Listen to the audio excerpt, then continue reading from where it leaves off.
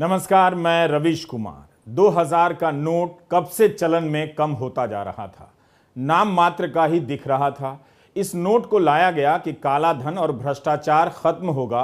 अब इसे विदा किया जा रहा है कि इससे काला धन और भ्रष्टाचार बढ़ गया है। जिस देश का गोदी मीडिया एक बाबा को रातों रात महान बना देता है, उसी देश में इस तरह के तर्क रातों रात चला दिए जाते हैं। 2000 के नोट को लेकर नोटबंदी के ठीक अगले दिन यानी 9 नवंबर 2016 को राहुल गांधी ने प्रधानमंत्री नरेंद्र मोदी से एक सवाल किया था कि 1000 का नोट हटाकर 2000 का नोट लाने से काला धन की जमाखोरी कैसे कम हो जाएगी। राहुल गांधी के कहने का मतलब यही था कि 1000 के नोट से जमाखोरी हो रही है तो 2000 के नोट से डबल जमाखोरी होगी। फिर ये नोट क्यों लाया जा रहा है? राहुल गांधी का मजाक उड़ाने वाले अब पूरे जोर शोर से उन्हें सही साबित करने में लगे हैं कि काले धन की जमाखोरी बढ़ गई थी, इसलिए 2000 का नोट वापस किया जा रहा है। आपसे इस वीडियो के जरिए बहुत दिनों बाद मुलाकात हो रही है। कारण आप जानते हैं। आप सभी की संवेदनाओं के लिए बहुत आभार। इस वीडियो को आप ध्यान से देखिएगा। खबरों और फैसलों के जरिए आपके साथ जो खेल खेला जाता है उसे समझने में मदद मिल सकती है। इतना बड़ा फैसला तब लिया गया जब प्रधानमंत्री विदेश में हैं। एक समय तो ऐसे फैसले की घोषणा प्रधानमंत्री ही किया करते थे। याद है ना, 8 नवंबर 2016 को अचानक टीवी पर आ गए और नोटबंदी का ऐलान कर दिया। इस बार यह फैसला रिजर्व बैंक ने सुनाया है। कोई प्रेस कॉन्फ्रेंस नहीं, वित्त मंत्री का कोई बयान नहीं आया उस दिन, ट्वीट भी नहीं आया। यह सब क्या बता रहा है? पटना से सुशील मोदी का बयान आ जाता है और वो भी अजीब अजीब तर्क दे देते हैं कि अमेरिका में $100 का नोट है तो भारत में 2000 का क्यों होना चाहिए? ये पहले नहीं पता था। और आप ये बताइए कि क्या भारत की जनता ने अपनी तरफ से ये लिखकर दे दिया है कि हमारे पास दिमाग नहीं है, आप जो कहेंगे हम सही मान लेंगे? जब यह नोट आम चलन में नहीं था तब यह फैसला क्यों लिया गया? वो भी इतने बड़े फैसले का ऐलान रिजर्व बैंक गाइडलाइन के जरिए करता है। काला धन मिटाना है तो 30 सितंबर तक नोट बदलने का समय क्यों दिया जा रहा है? ये कौन सा बदलना हुआ? क्या यह फैसला इसलिए लिया गया है ताकि देश में जो चर्चाएं चल रही हैं उनकी धारा मोड़ दी जाए? मोदी राज में समय समय पर बड़े फैसले के नाम पर जनता को इसी तरह से सदमे में डाला जाता रहा है ताकि सनसनी पैदा हो, झुरझुरी मच जाए और लोगों को लगे कि हां भाई सरकार चल रही है। एक दिन पहले चर्चा हो रही थी कि किरण रिजिजू सुप्रीम कोर्ट को भला बुरा कह रहे थे, टकराव मोल ले रहे थे, इसलिए किरण रिजिजू को कानून मंत्रालय से हटाकर धरती का विज्ञान वाले मंत्रालय में भेज दिया गया। 24 घंटे भी नहीं बीते कि मोदी सरकार ने अध्यादेश जारी कर दिया कि दिल्ली के अधिकारियों की ट्रांसफर पोस्टिंग पर उपराज्यपाल का नियंत्रण रहेगा। जबकि कई महीनों की सुनवाई के बाद सुप्रीम कोर्ट ने साफ साफ फैसला दे दिया था कि चुनी हुई सरकार का अधिकारियों पर नियंत्रण होना चाहिए। तब अध्यादेश क्यों लाया गया? ट्रांसफर पोस्टिंग कौन सी अर्जेंट चीज है कि इसके लिए अध्यादेश लाया गया? क्या यह सुप्रीम कोर्ट से टकराव नहीं है? जब फैसला आ गया है तो स्वीकार क्यों नहीं किया जा रहा है? जब टकराव ही मोल लेना था तो इस पर पन्ने क्यों भर दिए गए अखबारों के कि टकराव के कारण किरण रिजिजू को हटाया गया? कहीं ऐसा तो नहीं कि असली कारण आपसे छुपा लिया गया है? कर्नाटका में एक नई सरकार शपथ ले रही है। एक ओबीसी नेता मुख्यमंत्री पद की शपथ ले रहे हैं। चाय वाले की चर्चा तो बहुत हुई, लेकिन गरेड़िया परिवार का कोई मुख्यमंत्री बन रहा है, वो हेडलाइन कहां है? वो छोड़िए, ये हेडलाइन कहां है जो चीन के विदेश मंत्रालय के प्रवक्ता ने कह दिया है? श्रीनगर में G20 की पर्यटन मंडली की बैठक होने वाली है। चीन ने कह दिया कि वह बैठक में हिस्सा नहीं लेगा क्योंकि यह बैठक जम्मू कश्मीर में हो रही है और चीन जम्मू कश्मीर को विवादित क्षेत्र मानता है। चीन के विदेश मंत्रालय के प्रवक्ता ने यह बयान दिया है, तो क्या अब भारत चीन को भारत आने से रोकेगा? चीन के राष्ट्रपति सितंबर में भारत आएंगे, उससे पहले चीन यह सब कहने लगा है। उधर जापान चाहता है कि भारत स्टैंड ले कि कोई देश किसी देश पर कहीं भी हमला ना करे। जापान के राजदूत का यह बयान छपा है अखबारों में। उसका इशारा रूस को लेकर है।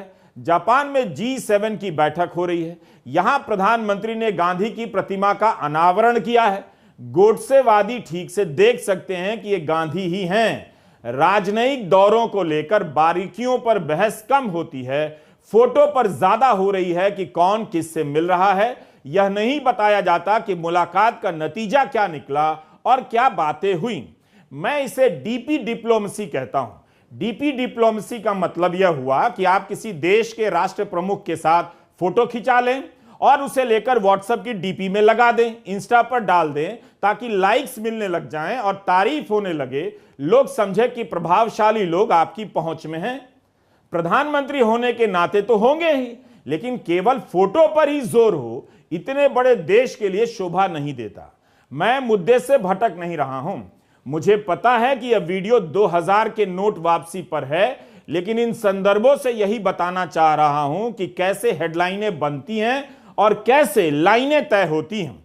श्रीनगर की बैठक में चीन का नहीं आना यह कोई मामूली बात नहीं है। जिस कश्मीर में आज तक पता नहीं चला, आज तक, कि 2019 में किसके बुलावे पर यूरोपियन यूनियन के कुछ अजीबोगरीब सांसद कश्मीर का दौरा कर गए, तब जब विपक्ष को भी वहां जाने से रोक दिया गया था।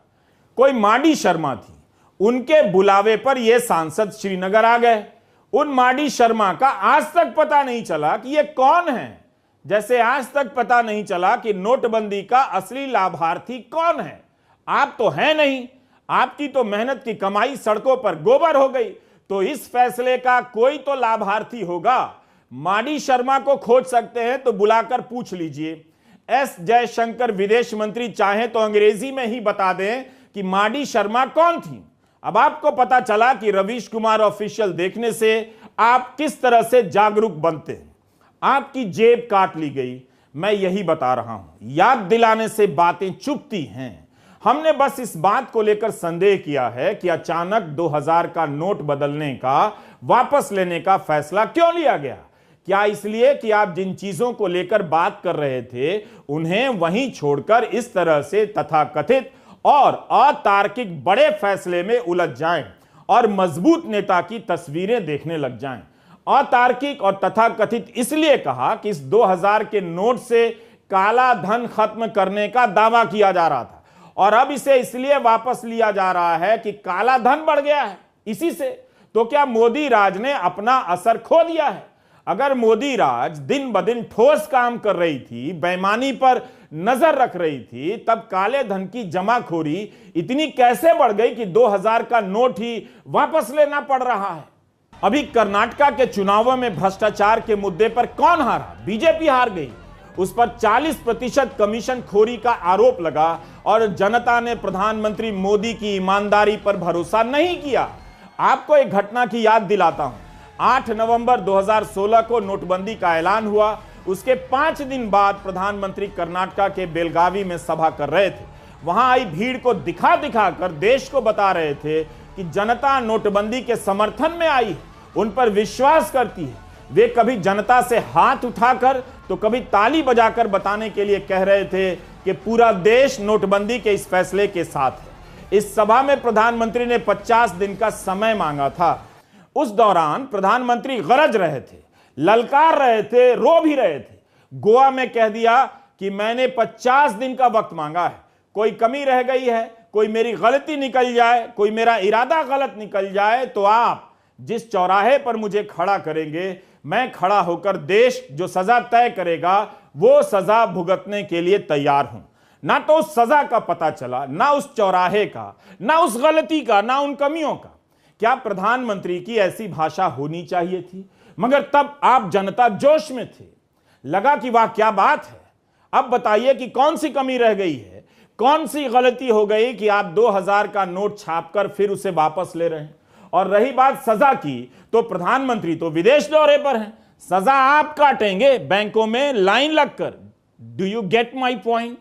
नेता को पता है कि जनता भोली भाली है, इसलिए लोगों से कहा गया कि आप केवल हाथ उठाकर या ताली बजाकर इसका स्वागत कीजिए। यह फैसला राजनीतिक फैसलों के इतिहास में एक बुरा लेकिन मील का पत्थर बनकर जीवित रहेगा कि जनता को मूर्ख बनाया जा सकता है और जनता मूर्ख बन सकती है। इसके अलावा नोटबंदी से कुछ और साबित होता हो, आपका भला हुआ हो, तो कृपया मुझे जरूर बताइए। यह बात बोगस और बकवास है कि काला धन समाप्त करने के लिए 2000 के नोट वापस लिए जा रहे हैं। 2020-21 में 2000 के नए नोट नहीं छापे गए। बाजार में 2000 के नोट का चलन भी तेजी से घटने लगा। एक समय 6,72,000 करोड़ के बराबर के 2000 नोट चल रहे थे, मगर मार्च 2023 तक आते आते घटकर 3,62,000 करोड़ पर आ गए। करीब 3.25 लाख करोड़ के नोट वापस लिए जाएंगे। तो जो जमाखोर है उसे यह बात 1 मिनट में समझ आ गई होगी कि 2000 का नोट कभी भी बंद हो सकता है, इसलिए वो 2000 के नोट में क्यों जमाखोरी करेगा, और कर भी रहा होगा तो उसने बदल लिया होगा। बेहतर है कि सरकार ही बता दे कि क्या 500 के नोटों की जमाखोरी नहीं हुई। अगर 500 के नोटों की गड्डियां जमाखोरी या छापे में पकड़ी जाती हैं तो क्या इस आधार पर 500 के नोट बदल दिए जाएंगे, रद्द कर दिए जाएंगे? पत्रकार विवेक कौल ने लिखा है कि ऐसे ही 2000 के नोट कम हो रहे हैं। कुछ वर्षों में इनकी संख्या 5% से भी कम हो जाती तो यह सब करने की जरूरत नहीं थी, बशर्ते, ध्यान से सुनिए, बशर्ते किसी और को राजनीतिक तौर पर अस्थिर करने की नीयत ना हो। लेकिन अगर यह नीयत होगी तो फायदा भी किसी को हो रहा होगा। इन सवालों का उत्तर आप नहीं जानते हैं। विवेक कौल ने एक हिसाब लगाया है कि जो नोट इस वक्त चलन में है 2000 का, उसे बदलने के लिए सभी को बैंकों के 18 करोड़ से ज्यादा चक्कर लगाने पड़ेंगे। पत्रकार एम.के. वेणु ने लिखा है कि जिनके पास 2000 के 2 करोड़ रुपए होंगे, उन्हें अपना नोट बदलवाने के लिए 1000 बार बैंक जाना पड़ेगा, वो भी 130 दिनों के भीतर। काश मेरा भी गणित इतना अच्छा होता कि इस तरह के हिसाब खुद से निकाल लेता। एक बार फिर से बैंकों के कैशियर के पसीने छूटने वाले हैं। और एक बात, जनता के साथ इससे बड़ी बेईमानी और उसका अपमान नहीं हो सकता कि हर 2000 के नोट को काला धन कह दिया जाए। बहुतों की मेहनत की कमाई भी है। ऐसा नहीं है कि इसका असर भारत की अर्थव्यवस्था या जनता के जीवन पर नहीं होगा, लेकिन जैसे ही महसूस होगा, ये लोग मंदिर का फोटो लेकर आ जाएंगे आपके सामने, या किसी बाबा को आपका बाप बना देंगे कि इनको सुनो, असली मुद्दों पर चर्चा मत करो।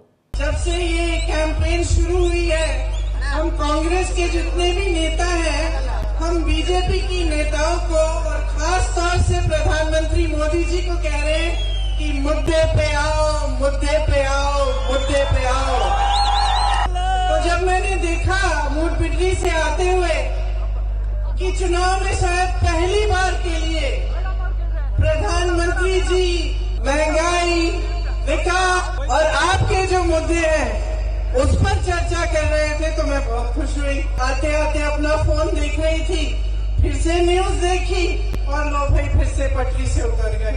फिर से विकास की बात छोड़ दी, महंगाई की बात छोड़ दी, रोजगार की बात छोड़ दी और पता नहीं क्या इंटरनेशनल कंस्पिरेसीज की बातें करने लग गए और कोई दूसरे देश विदेश की बातें करने लग गए। अभी भी बात समझ में नहीं आ रही है कि जनता को अपनी चीजों पर, अपने मुद्दों पर बात और चर्चा चाहिए। एक कविता का अंश था ना, तू इधर उधर की बात न कर, ये बता कि काफिला क्यों लुटा।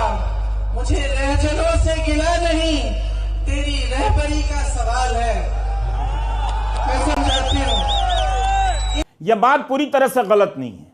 2024 का चुनाव आ रहा है, आप देखिएगा, भव्य इमारतों और भव्य बाबाओं से गोदी मीडिया अपनी जगह भर देगा। बेरोजगारी, महंगाई के मुद्दे, महंगी शिक्षा, ये सब गायब हो जाएंगे।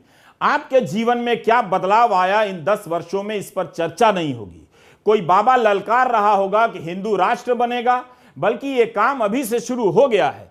काला धन पकड़ना मकसद होता तो इस तथाकथित ईमानदार सरकार के रहते इस तादाद में काला धन का निर्माण ही नहीं होता कि इससे बचने के लिए नोट को ही वापस लेना पड़े। क्या इस सरकार के पास यही एक रास्ता बचता है?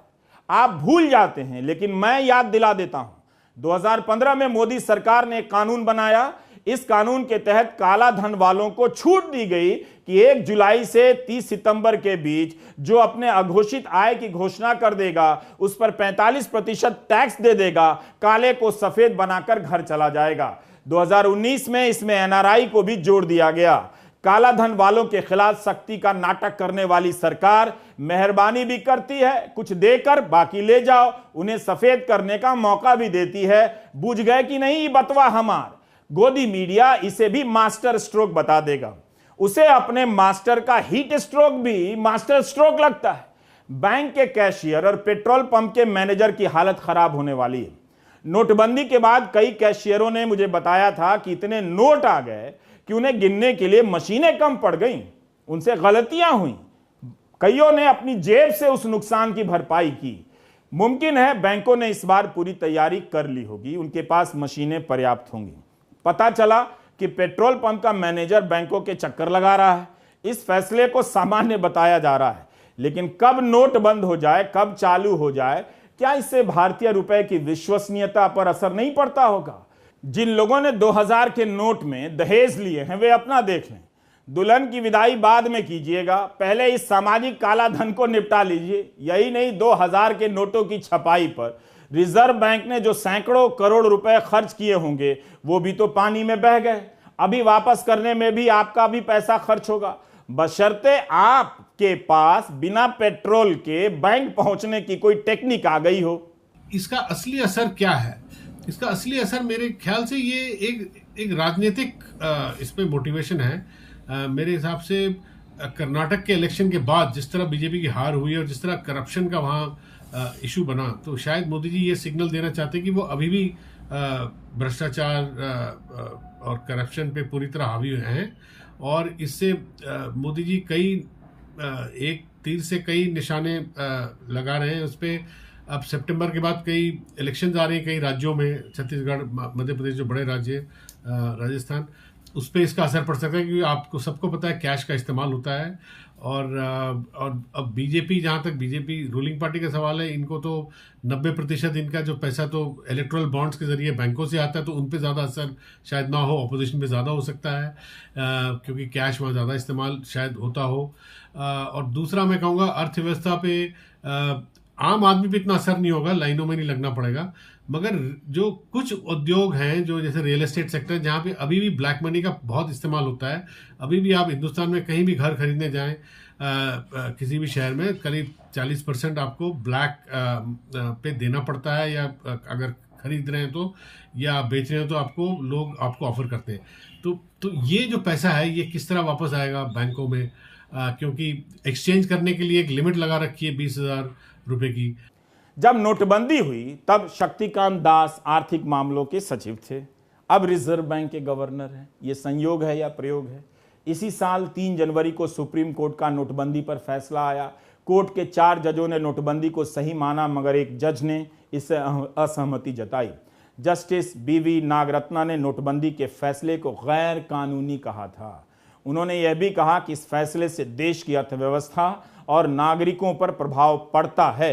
सरकार ने इसे अधिसूचना ऑर्डिनेंस के जरिए क्यों लागू की, जबकि उसके पास ऐसा करने के पर्याप्त अधिकार मौजूद थे? उन शक्तियों का प्रयोग किया जा सकता था। अधिनियम का सहारा क्यों लिया गया? विधेयक का सहारा लिया जा सकता था। ऐसे महत्वपूर्ण फैसलों को संसद के सामने रखना चाहिए था, संसद के पर बहस होनी चाहिए थी। इतनी सी बात समझ लेंगे तो फिर आप अपनी आर्थिक हालत के बारे में ठीक से समझ जाएंगे। जस्टिस नागरत्ना ने तो यह भी कहा कि रिजर्व बैंक ने जो रिकॉर्ड दिया है उससे साफ होता है कि रिजर्व बैंक ने स्वायत्त रूप से कोई फैसला नहीं लिया। सब कुछ केंद्र सरकार की मर्जी के अनुसार हुआ। 2016 में संसद को विश्वास में नहीं लिया गया। यह 8 अगस्त 1980 का हिंदुस्तान टाइम्स है। 82 साल के महेंद्र महर्षि जी पुराने पत्रकार हैं। उनके खजाने से हमें ये कतरन मिली है। 100 रुपए के नोट को बैन किया जाएगा या नहीं, संसद में बहस चल रही है। उस पर सरकार कह रही है कि ऐसा कोई इरादा नहीं है। उस समय इंदिरा गांधी सरकार के वित्त मंत्री आर वेंकटरमन राज्यसभा में बयान दे रहे हैं कि सरकार नोटबंदी पर विचार कर रही है। सब कुछ खुला खुला हो रहा है, लेकिन 100 के नोट को बैन नहीं किया जाएगा। क्योंकि जनता को परेशानी होगी। गांवों में लोग 100 के नोट रखते हैं और अगर बैन किया गया तो आफत आ जाएगी, अफरा तफरी मच जाएगी। कांग्रेस नेता और पूर्व वित्त मंत्री पी चिदम्बरम ने कहा है कि उन्हें पहले दिन से पता था कि 2000 का नोट काला धन वालों के लिए लाया गया है और अब उनकी यह बात साबित हो गई। कई लोग कह रहे हैं कि जिनके पास 2000 के नोट हैं वो अपना हिसाब अब तक लगा चुके होंगे। दिल्ली के मुख्यमंत्री केजरीवाल ने ट्वीट किया है कि पहले बोले 2000 का नोट लाने से भ्रष्टाचार बंद होगा, अब बोल रहे हैं 2000 का नोट बंद करने से भ्रष्टाचार खत्म होगा। इसलिए हम कहते हैं पीएम पढ़ा लिखा होना चाहिए। 2000 के नोट का संबंध भारत की पत्रकारिता के गटर में बह जाने से भी है। एक चैनल के 2 एंकर हैं जिन्हें इस नोट में कोई चिप दिखाई दे रही थी, जीपीएस टाइप की। इस तरह से लोगों को बेवकूफ बनाया गया। 2000 के नोट की वापसी नोटबंदी नहीं है, यह सबको पता है। 30 सितंबर तक आप इसे इसके जरिए खरीद बिक्री कर सकते हैं। बात आपकी परेशानी की नहीं है, बात उस राजनीति और कुतर्कों के भंवर की है जिसमें आपको डाला गया था। बैंक की लाइन में कोई काला धन वाला मिलेगा तो उसे हेलो जरूर कहिएगा। वैसे एक समाचार और है, दिव्य भास्कर अखबार ने छापा है। प्रधानमंत्री का गृह जिला है महसाणा। यहां से 3 महीने में 2600 लोग विदेश चले गए। 2600। ऐसा लगता है हर कोई भारत छोड़ देना चाहता है। गुजरात में इतना विकास हो गया होता तो लोग विदेश क्यों भागते? प्रधानमंत्री विदेश गए हैं, आने पर यह सवाल उनसे पूछ लीजिएगा। नमस्कार, मैं रविश कुमार।